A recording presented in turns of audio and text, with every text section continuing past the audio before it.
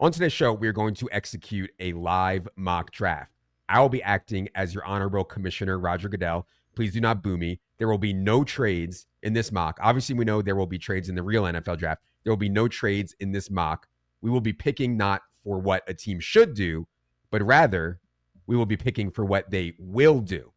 Also note, we are recording this on Monday afternoon. New information will certainly come out before Thursday's draft. These guys will all have final mocks up by Wednesday or Thursday. Be sure to check those out as well for final thoughts. The Tennessee Titans are on the clock. Silva is controlling for the Tennessee Titans here. Go ahead, Evan.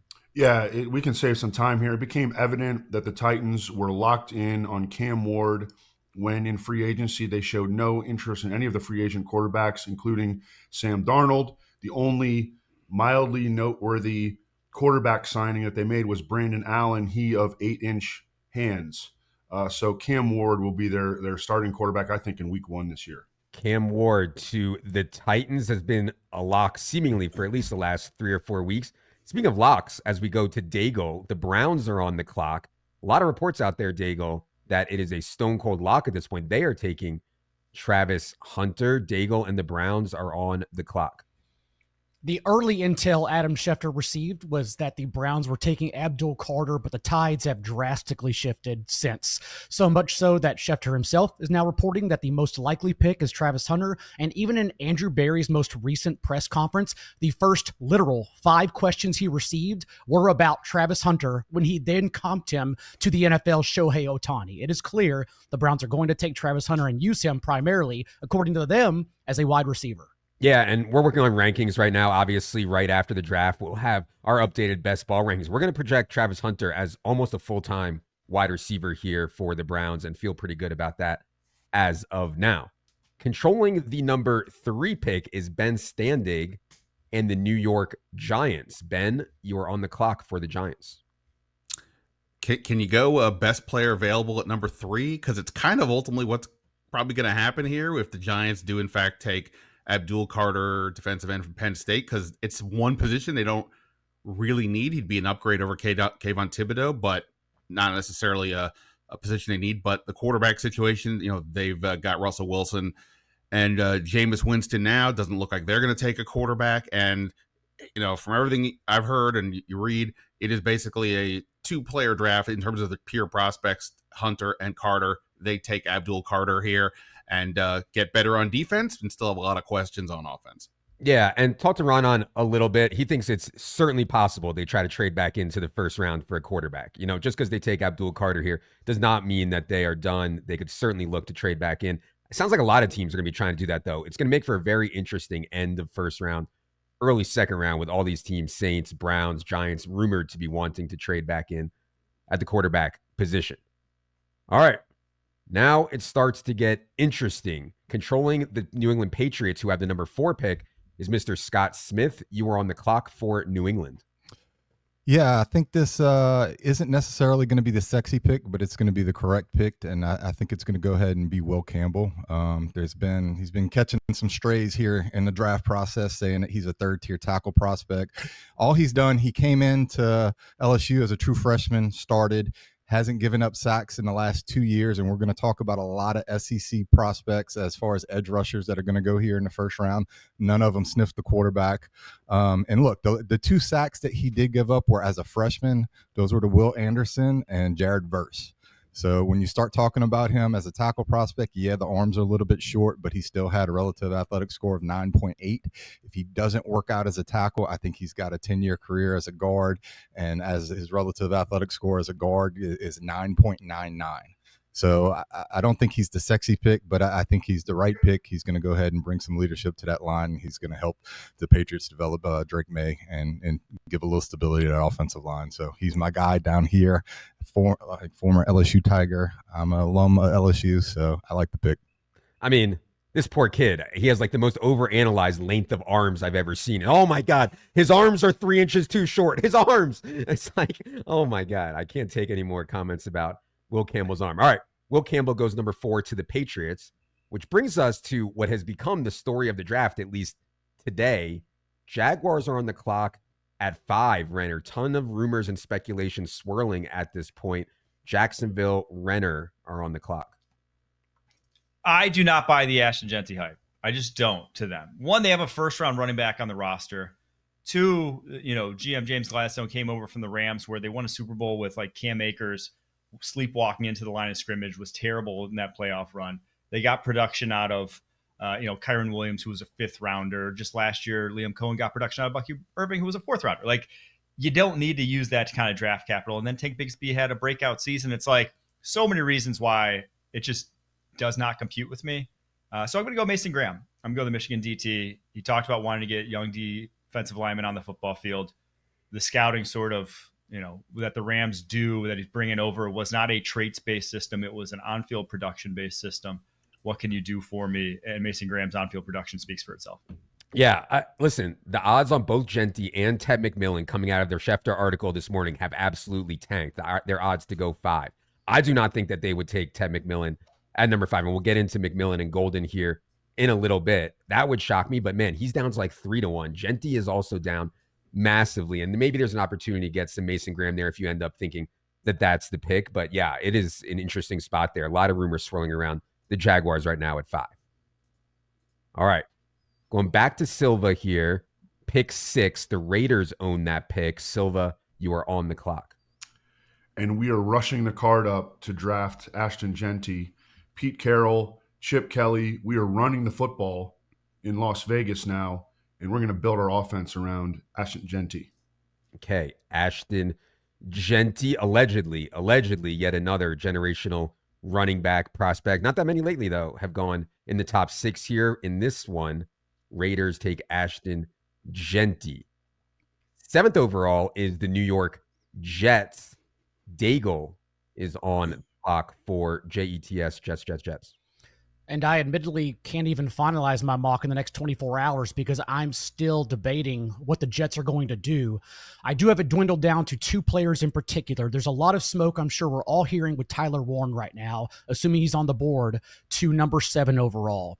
But when I'm trying to personally navigate that pick, I just don't think it's the right fit compared to what the Jets are trying to do. So I think they will start with the offensive line personally, and ahead of Armand Membu, I believe they have Kelvin Banks as their highest left tackle prospect, just because Renner, Brandon Thorne would know this better than I do, but I believe Membu's a better fit on the right side, which is why he's a wild card at number 6 to the Raiders. The Jets here with Banks going to be a 21-year-old rookie, a former 5-star prospect as well, with the longest wingspan of any tackle in this class. He fits with what they're trying to do in the offense. So Kelvin Banks here, number 7 overall. Yeah, I agree with offensive line. I took that at even money. It's now out to like minus 150 or minus 160. If I'm the Jets, I definitely think offensive line is the play there. And yeah, Silva and Amico definitely talked about that OL2 one, who will be the second offensive lineman. There was some 6-1 out there on Kelvin Banks not too long ago. Let's go to the number 8 pick, Carolina Panthers. Ben Standig, you were on the clock. Yeah, needless to say, the Panthers can do all kinds of things here, but defense feels like where they're going to focus on in this draft. There's, after Abdul Carter, their question is like, who's going to be the next, edge defender or pass rusher type, and Jalen Walker from Georgia or Mikael Williams, his teammate at Georgia, feel like the next 2 guys. Walker being a linebacker positionally, you can play him off the edge a little bit, but that makes it a little bit unique with him. But I'm going to just go with sort of the obvious play. He apparently blew away the interviews. Productive, athletic, all the things you're looking for, and the Panthers need just some blue chippers somewhere, anywhere. So let's go Jalen Walker, linebacker, Georgia. Incredible amount of smoke around Jalen Walker to the Panthers. I mean, everybody is saying that the Panthers are keyed in on Jalen Walker right now. I will say that Schefter reporting that Panthers are one of the many teams that want to trade back from this spot. So we'll see if they can execute that. But a lot of teams looking to trade back, including the Panthers there at 8. All right, in a twist of fate, I did not plan this, but Scott, the Louisiana, New Orleans hometown hero, controls the Saints here at number 9. Scott, you were on the clock. Yeah, so the Saints have a lot of needs. You've heard the national media go ahead and kind of project and maybe talk about Shedeur Sanders possibly being here. That is the furthest thing from the truth, and he's gotten no love from anybody I've talked to here locally at all. I think Jackson Dart is going to be more of a play there in the second round, and I don't even think that they're going to reach or really force Dart with a huge trade up. I think a contingency plan that they have down here is they're going to wait until the draft pass and maybe look at Carson Wentz as a veteran to bring in here. So I think the one name that has consistently floated to the top with all the sources that I have and all the intel I've got is Tyler Warren. I think if Tyler Warren was not there, they'd look at like a Mikael Williams or a Shamar Stewart. But Tyler Warren is the player that has been getting the most smoke, the most heat out here in New Orleans. And I think he would do a lot with what Kellen Moore wants to bring in. They haven't had a big receiver that they can consistently rely on. And what you've seen out of Tyler Warren, what he did at Penn State, I think would fit in with what Kellen Moore wants to build here in New Orleans. All right. Very exciting. 2 shout out Penn State players in the top 9 in this mock here. Renner is on the clock with the Bears at pick 10 here, rumored to be in on Genty if he falls. A lot of smoke around Tyler Warren as well. Both those guys are off the board in this mock, Renner. So go ahead with the Bears at number 10. I'm going to stick with tight end. I'm going to go Colson Loveland. I just think that for Ben Johnson's offense, he wants the tight end who's a movable piece. Cole Kmet is not. Let's just be real. He's a limited player at the position. These two guys, whether it's Tyler Warren, whether it's Colson Loveland, they can go out and play wide receiver if you want them to. And they can go in line and they can block as well. Loveland, he just needs to get stronger is really all it is. And at 20 years old, just turned 21, right? I think he will. So I fully expect him to go fairly highly just because he's kind of a double in a draft where there's not a lot of singles. So I'll go Colson Loveland here to the Bears. Yes, and for the record, if you watched our tight end rankings episode, Renner did have Loveland in a personal attack on me. He did have Loveland ahead of Tyler Warren in his draft prospect rankings. All right, back around to Silva at pick 11. San Francisco 49ers are on the clock, Silva. Well, Armand Membu has fallen considerably. I mean, I think that he could go as early as 6 to the Raiders, but he is right here available for the 49ers at number 11. And, you know, Trent Williams is getting up there in age, and they lost Aaron Banks in free agency. I think that they could try Armand Membu at left guard initially, and maybe he could be one of their starting tackles of the future. So I think they rushed this one in. Awesome scenario here for San Francisco. They need offensive line help. Okay, Armand Membu to the 49ers at pick 11. Daigle, I believe, grew up a Cowboys fan. I don't know if that's true or not, but at least grew up in Texas. I can tell by his accent. Daigle controls pick 12, the Cowboys. Speaking of Texas, I will also reference Landman and Jerry Jones' appearance in that show. Shout out Taylor Sheridan, because we know Jerry Jones did not prioritize winning. He prioritized having a successful business, as he said in the show, unscripted, to hand down to his children.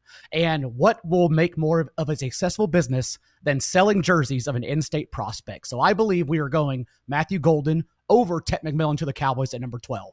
Yeah, I think that's super interesting. We've talked about this one a lot. Who will be the first wide receiver taken? Silva, I don't know if you have any recent takes on this. At first, I thought it'd be Golden for sure. Now I'm starting to get a little worried and kind of think that it would be Tet. But yeah, Silva, have you heard anything on Tet? Yeah, so am I. I mean, the buzz has been strong on Tet. I mean, Peter Schrager even mentioned that he thinks that Tet could go ahead of Ashton Genty. And Peter Schrager's really good. If Tet, that would mean, I think, that the Jaguars would take Tet at number 5, and then the Raiders would get Genty at 6. I mean, that would be the scenario that would play out, I think, or the most reasonable scenario if Schrager's prediction would be correct. We have, was it Schefter talking about Ted McMillan to the Jaguars again today at 5? So I don't know. I'm definitely not as confident as I was last week that Matthew Golden's going to be the first receiver drafted, though. That's for sure. Yeah, super interesting, though, if the Cowboys get on the clock here with both of them. And yeah, to Daigle's point, I mean, hometown, Jerry Jones certainly makes sense. All right. Pick 13 belongs to the Miami Dolphins. Ben Standig, go ahead. Yeah, I mean, Miami is they all of a sudden have a bunch of different needs. You could always convince me to take offensive line to help protect Tua. There's a pass rusher they could use, defensive tackle, And they could have used cornerback even before the reports of Jalen Ramsey, or the apparent that Jalen Ramsey is going to get traded here at some point. Didn't even mention receiver if Tyreek Hill gets traded. But factoring in the needs in the board, I just think that Will Johnson, cornerback, Michigan, I think there are reasonable questions about him not running a 40 at his recent workout, but everybody else seems to like the tape. He feels like the best cornerback not named Travis Hunter. So we'll go Will Johnson, cornerback, Michigan, to the Dolphins at 13. Yeah. And by the way, Ben mentioned possibly a Tyreek Hill trade. There could be a bunch of trades on draft night. Mark Andrews, Dallas Goedert, Michael Mayer, Tyreek Hill, Jalen Ramsey. I mean, there could be a bunch of trades coming up, and it should be an exciting night. 14, Indianapolis Colts. Scott Smith is on the clock. So yeah, like the Colts have been basically mocked a tight end in almost probably 75 to 80% of mock drafts that you look at. When I look at Chris Ballard, there's a couple of things that you really have to think about whenever you look at his draft history. He's likes traits, relative athletic score. I'm going to throw a little bit of a curveball of something that I think could happen here on this circumstance. And I'm going to go with interior offensive lineman Gray Zabel. He meets the relative athletic score and some of the trends that you see with the Colts. They've also been rumored to also kind of like Tyler Booker, but I don't think he quite matches the athletic traits that they're looking for. And I just think that Gray Zabel's a player that's going to be valued, a little bit more than some of these other people. And you're hearing reports here recently that, he could go higher, closer to the offensive tackle one off the board than he is to Tyler Booker. So I'm going to throw a little bit of a curveball, and I think this is in play for the Colts at 14. I'm curious, Scott, if there were tight ends available, because in this mock, we had Tyler Warren go 9th to the Saints, Colson Loveland go 10th to the Bears. If one of those guys is there, would you have taken a tight end to the Colts, or would you stick with the Zabel pick? Yeah, I think I would have went one of the tight ends had they fallen, but under this circumstance, I think they pivot and go offensive line. Okay. Let's go to pick number 15, belongs to the Atlanta Falcons. Mike Renner is on the clock. They need edge. They've needed it for like years now. I like Mike Green here. I think he's top edge on my board. I think, he has the sexual assault allegation from Virginia. That's obviously needs to be vetted, and we'll see if that plays a role into where he ends up falling in the draft. But if you're just taking the best prospect here for the Falcons, he's the best edge.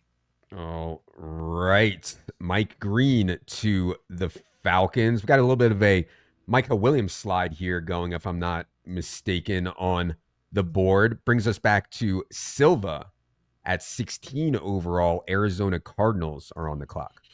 Yeah, and the Cardinals have a really nice defensive scheme under Jonathan Gannon. I think that they maximize their players and they get the most out of what they have, but they need more actual talent to take their defense to another level. And I think that we take the best defensive player left on the board. That is Michael Williams out of Georgia. Really productive player in all 3 seasons in the SEC. Rangy outside rusher. They can use a player like him, Michael Williams, to the Cardinals at 16. All right. A lot of buzz around him lately, possibly going higher. But in this mock, 16 overall to the Cardinals. Bengals are on the clock at pick 17. John Daigle, go ahead. I believe they're trying to remake what was left over after Lou Anarumo's last disastrous year on defense. So I believe the Bengals are going to go best defensive player on the board, and this guy has cropped up recently with some medical red flags that had to be vetted through, but Derek Harmon seems like someone to begin this draft with up the gut for them. So I believe they'll take Derek Harmon over Jihad Campbell, all things considered. I mean, Bengals have spent an incredible amount of their cap on offense between T, Chase, and Burrow. It's really hard to fathom not putting more capital into the defense. Pick 18, Seattle Seahawks. Ben Standig is on the clock. Yeah, I'm not loving this for Seattle. I would have leaned towards like Zabel or Banks if they had slid down. They obviously, Seattle needs to improve the offensive line, particularly inside. It's also worth noting that both of their starting tackles are free agents at this point after this year. So, getting somebody who can play guard now, but also slide out to tackle would be interesting. McMillan is still on the board if they want a receiver. Jihad Campbell's out there.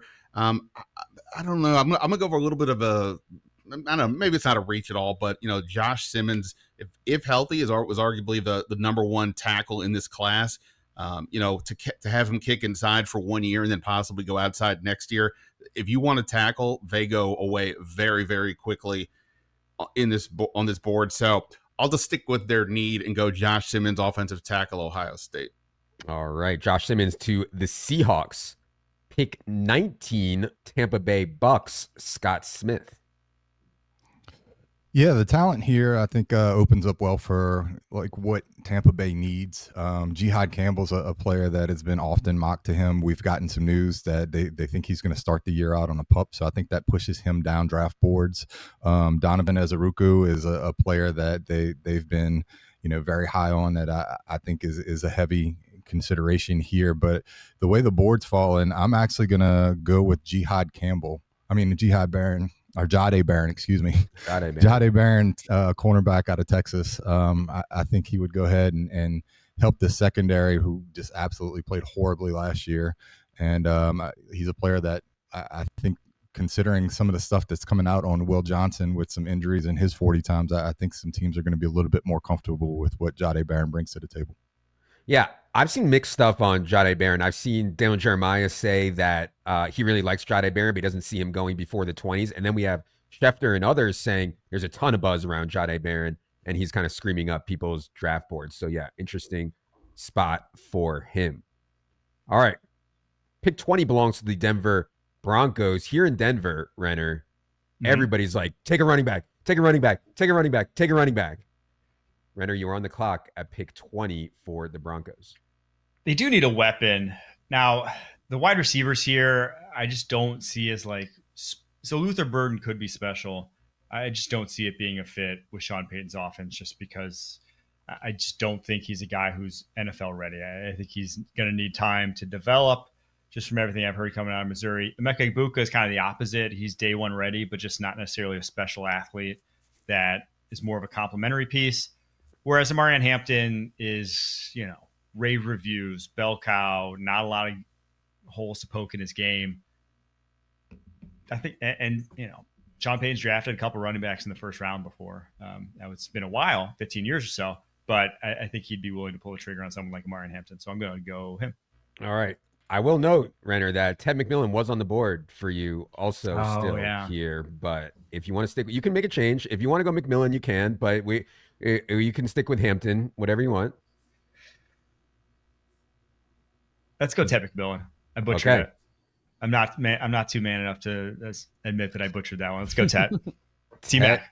McMillan to the Broncos. Yes. Thankfully, Renner does not have a real NFL GM job, because once you turn the card in the actual NFL draft, it is indeed over. But we'll go Ted McMillan here to the Broncos. I honestly don't know what they do if they got to the board and both Ted and Hampton were there. I honestly don't know, but yeah.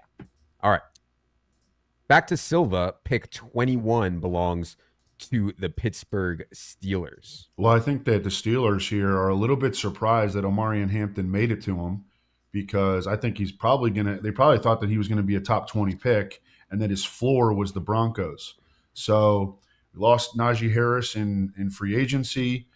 We're not going to enter. We're in Arthur Smith offense. We're not going to enter the season with, a satellite back in Jaylen Warren as our feature back. So we're going to take Amarian Hampton here at number 21 overall, and Shedeur Sanders continues to slide. Yeah, I'm curious, Silva, if you consider quarterback at all, because all the quarterbacks other than Ward are available here. It sounds like you didn't really consider it for the I've Steelers. kind of been on under 2.5 quarterbacks, under 3.5 quarterbacks, whatever the line is throughout this. I only had one in my initial mock draft. Maybe a team will trade it back into the first round for a quarterback, but you know what? That happens way less than people kind of think. I think the last team to trade back into the first round for a quarterback was Lamar Jackson in 2018. That was like before the pandemic.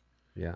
So that doesn't happen as commonly as people think, I think. I wonder why, because you get the 5th-year option on them if you take them in the first round, which strikes me as a quarterback is well, massive. We talked about this on Standig's podcast where we did the mock draft, and it's like it becomes quarterback no man's land, like in the teens or so. I mean, if a guy isn't worth drafting in the top 15, if teams determine that a guy is not worth drafting in the top 15 at quarterback, they can easily slide. Also, the teams in the back half of the first round tend to not have as many quarterback problems because they're good. They have good records. They're drafting later in the first round. For sure. All right. Omarion Hampton to the Steelers, which would certainly be a big shakeup in fantasy for Jalen Warren bros like myself. And then, of course, Omarion Hampton as well. Pick 22 belongs to the Los Angeles Chargers. John Daigle, go ahead. There might be some laziness in my process, but I have the Chargers first round pick boiled down to one of the 2 first round players that Harbaugh won the national championship with at Michigan. So either Colston Loveland, if he's there, or in this case, Kenneth Grant, interior defensive lineman. And that's the pick here. Kenneth Grant to the Chargers and the Fighting Harbaughs. 23, Green Bay Packers. Ben Standig is on the clock. All right. Well, with the Packers, you always have to mention wide receiver. This is, as we know, not necessarily a great receiver group. The top couple guys are already off the board. Emeka Ibuka is certainly interesting, but I don't know that he's really going to be projected to be a number 1 receiver, and that's sort of where they're at. So I think we can wait there. Cornerback would be another interesting one. It just feels like, again, maybe none of the guys that I see here, maybe it's a little nitpicky, but they feel like a little bit of a reach here on the board. I'm just going to lean into sort of best player available. Jahad Campbell is still out there. I mean, he's obviously, a stud player, and obviously they have to decide if they're cool with the medicals, but I'll just take the best guy off the board and Jahad Campbell to the Packers. Yeah, it's interesting. Like Ted McMillan easily could have slid to them here in this version, ended up going to the Broncos at 20. But yeah, it was possible that Ted McMillan gets to the Packers. And we don't know what the exact situation is with Christian Watson right now. It's possible he's not back till very late in the year. Let's go to pick 24, Minnesota Vikings, Scott Smith. Yeah, so the Vikings are one of the teams that I think are definitely looking to move down, maybe even out of the first round. I think they want to go ahead and recoup some draft capital, but we're not projecting trades here. And so when I look at the Vikings and what's on the board, I think when you start looking at Harrison Smith signing probably for his last year, I think Malachi Starks playing on the other side at free safety.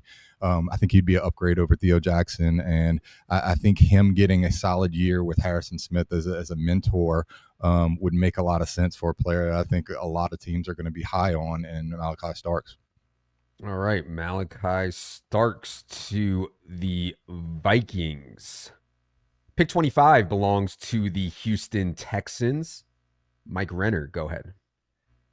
Man, I mean, they have kind of their offensive line set up as it stands right now, but it's still not good, So I'm gonna go Tyler Booker here. I think he's just a very high floor guard, and at some point they got to throw CJ Stroud a bone. You can't trade away his blindside left tackle and then just go in the draft and not address offensive line for 3 rounds. I think you got to do it quickly. And if Booker's there, he's such a high floor guard. I think he'd be probably be the best interior offensive lineman from day one. Oh, God, I can already feel myself conflicted over the CJ Stroud outlook for this year, because on one hand, I don't just want to say, oh, it was all the offensive line. It was all Bobby Slowick, and that's why Stroud was so bad. On the other hand, what we saw as a rookie from Stroud was just so exciting. And yeah, I hope they do get him offensive line help here. Let's go to pick number 26 belongs to the Los Angeles Rams. Silva, go ahead. So the Rams have done a really good job in recent years of building up their defensive front seven with a bunch of hits in the draft. Kobe Turner was a hit. Braden Fisk was a hit. Byron Young, Jared Verse was a big hit. And they signed Poona Ford. So I think that they feel good about their defensive front seven right now. They need help in the secondary, though. They have not invested nearly as much in the secondary. So I'm looking at 2 cornerbacks right now, Trey Amos and Maxwell Hairston. We're going to go with Maxwell Hairston out of Kentucky, who is a burner and really good cover guy that he gets knocked for his run support. But he's a day one starter for the Rams at corner, Maxwell Hairston. Maxwell Hairston to the Rams here at 26. Pick 27 belongs to the Baltimore Ravens. Daigle, go ahead. I also believe the Ravens are looking to their secondary, since in the first half of the year they were quite literally the worst passing defense in the league, shifted Kyle Hamilton to the slot in the back half and became one of the scarier threats in that department. Having said that, you still need someone to play over the top or along the boundary here. If Maxwell Hairston's off the board, I think they look to the second safety that's usually getting first-round grades, and Nick Emanwari. All right, Nick Emanwari to the Ravens. Get to some of the best teams in the NFL here. Pick 28. Detroit Lions are on the clock for Ben Standig. Yeah, I mean, look, the Lions last year, things sort of I guess they didn't fall apart until Washington took them apart. But when the injuries to the defensive line picked up is when things started to go south. They've made the trade for Zadarius Smith, but he's now a free agent. I just think they need more there, pass rushers, depth, so on. And there's definitely a few options. I don't know what they think of Shamar Stewart. The traits, tools versus production is a fascinating debate that is happening all over the league. But we'll just go for the upside here and give the Lions Shamar Stewart, defensive end, Texas A&M. Yeah, I mean, market is all over. And it's so late, 28 in the first round, but the market has been all over Lions taking an edge or defensive lineman with their first pick. Commanders, Scott Smith, pick 29. You're on the clock. I like the way this felt that I get to draft for my favorite team. But look, we've got one of the best mock drafters and somebody who covers the Commanders here. And for me, making a pick, a lot of times I'll often defer to Mr. Standig. But with me being on the draft board and looking at what they need, I think edge is kind of the place where they'll be looking for. And the way this mock has fallen, there's talent there. I have some concerns with James Pierce and his character issues and off the field type of stuff. So I think Washington, what they're building, I think they would go ahead and pass on him. The player that they've met with and had a top 30 visit in that I think fits right here is Donovan Ezeruku out of Boston College. A lot of people like the development and stuff that he has. He needs to tone down some of the moves to go ahead and work here at the NFL level and maybe key in on and gain a little bit of strength and run support. But I think he's a player that would fit in well on the outside there and bring a little bit more juice to the defense for Washington.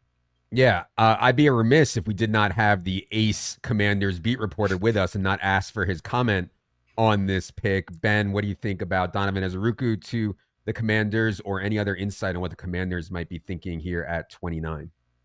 Yeah, I mean, that makes a lot of sense. Not only, did he compile a ton of great stats last year as a team captain. Last year, 7 of their 9 picks were team captains. So I think that makes a lot of sense. Now, they were pretty deficient against the run, and this is not a pick that necessarily helps that, but I think it makes sense. The sort of the opposite of him, I think, is Nick Scorton from Texas A&M. He, to me, just across the board he feels like a commander with the relentless pursuit. He was a team captain at 19. There's a lot to like there. So either one of those guys would probably work. And I'll throw in the wild card for me here would be Josh Connerly. I know they obviously made the Laramie Tunsil trade, and they're going to move Brandon Coleman to the right side. Doesn't mean they still can't get better. And the whole goal on offense has got to be help Jaden Daniels. So that would be a bit of a wild card, but Ezeruku is a totally good pick there. I've seen a bunch of buzz like Commanders around running back. Have you heard that at all? And do you think that speaks to anything, what they think about Brian Robinson or how much longer Austin Eckler can last? Yeah, I mean, I think they have done some pretty good work on Travion Henderson and, his all-around ability, runner, pass catcher, blocker, again, another team captain. I think all that would make a ton of sense to me. And I think putting him in the read option with Jaden Daniels would be all kinds of fun. They need more explosive plays out of the backfield, and they just need more speed in general on offense. So I think that would make sense. It would just be a matter of, the positional value. And this being a deep draft, do they think they can wait and take a running back? They only have 5 picks as it stands. So do you want to use one on a running back when you can get by with what you have? So that would be my only hesitation. If they get more picks, then I think Travion Henderson could be more in play. All right. Let's go to pick 30. The Buffalo Bills are on the clock. Mike Renner, go ahead. See, I think they need a corner. I think that's probably their biggest need. But corner is a position that, they found out the hard way, Kaiir Elam, that round 1 versus like rounds 2 and 3 aren't huge disparities usually. That being said, I think I will nab Trey Amos. I do think he's a really high floor corner at minimum. And it's not like there's anyone else on the board that I think is really could come in and day one be an impact player. So that's probably your best immediate impact draft pick here. Trey Amos to the Bills at 30th overall, which brings us to the AFC champion Kansas City Chiefs. Silva, 31st pick right here. Yeah, and gosh, I am really tempted here to take Walter Nolan and stick him next to Chris Jones and just get after the quarterback like relentlessly.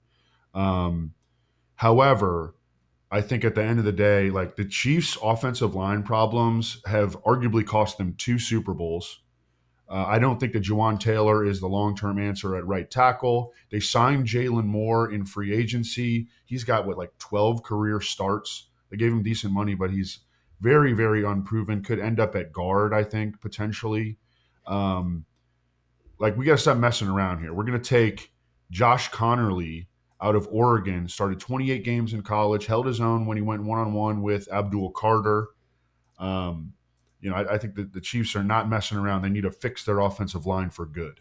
Yeah, for sure. Josh Connerly to the Chiefs at 31 overall, and the last pick of the 2025 Establish the Run mock draft belongs to the Super Bowl champion Philadelphia Eagles and John Daigle.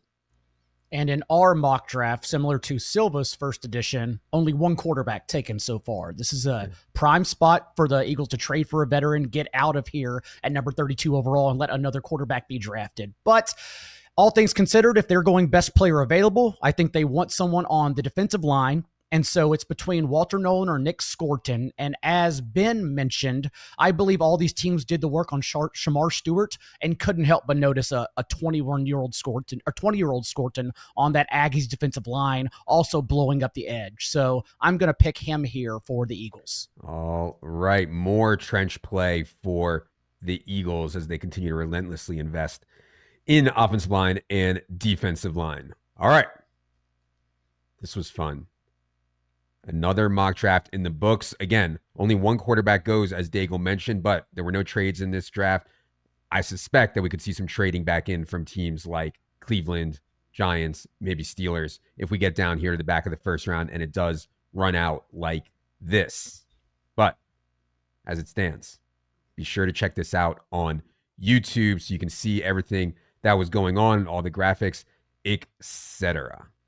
Before we get out of here, I'd like to give everyone a chance to say where their final mock draft can be found. Obviously, Silva on EstablishTheRun.com, Daigle on EstablishTheRun.com, not Jay Daigle on Twitter for him.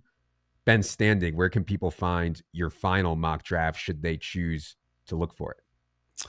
Yeah, just follow me on Twitter, Blue Sky at Ben Standig, and I'll tweet out something there. By the way, I should just mention with Washington, trading out of 29 would be ideal, but yeah, everybody wants to do that, so we'll see how that goes. All right, check Ben out at The Athletic. Scott Smith, where can the people find your work? Yeah, final mock draft will be up probably early Thursday morning at 4for4.com. You can catch me on Twitter at Scott Smith FF, and I'll be around. I have a number of different interviews lined up, podcast appearances, so just check me out on Twitter. All right. And Mike Renner, where can the people find, I don't know if you're doing mocks, but regardless, where can they find your work? I'll be doing one Thursday, first round mock. You can find it over at cbssports.com. So go check it out. All right. No shortage of mocks for the people. Really looking forward to what I think is going to be an exciting draft on Thursday night, not only because of all the quarterback storylines, running back storylines that are going on, but also because veteran trades, and I find that stuff fascinating for sure. So we'll be on the lookout there. Stay tuned. On probably Friday, we'll do a first round recap and some outlooks. And of course, all of our projections and rankings will be updated in real time as the draft is going on for Best Ball subscribers. For Silva, for Daigle, for Standig, for Renner, for Scott Smith, I am Adam. Good luck, everybody.